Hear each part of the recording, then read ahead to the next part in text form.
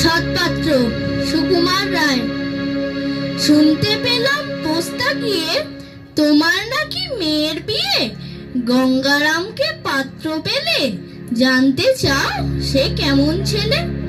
মন্দ নয় সে পাত্র ভালো, রং যদিও বেজায় কালো। তার উপরে মুখের গঠন অনেকটা ঠিক পেঁচার মতন।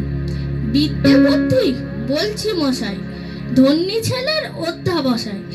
19টি বার ম্যাট্রিকে সে ঘায়েল হয়ে থামল শেষে। বিষয় আশায় গরিব বেজায়, কষ্টে শিষ্টে দিন চলে যায়।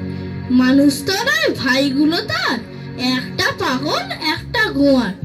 আর একটি সে তৈরি ছেলে, জাল করে নোট গেছেন জেলে। কনিষ্ঠতেই তবলা বাজায়, যাত্রা দলে 5 টাকা পায়। গঙ্গারাম তো কেবল ভোগে পিলের জ্বর আর পাঙ্গু রোগে।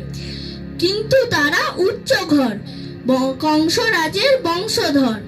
শ্যামলাহিরি বন গ্রামে কি যেন হয় গঙ্গারামের। যা হোক এবার পাত্র পেলে, এমন কি আর মন্দ ছেলে। নমস্কার।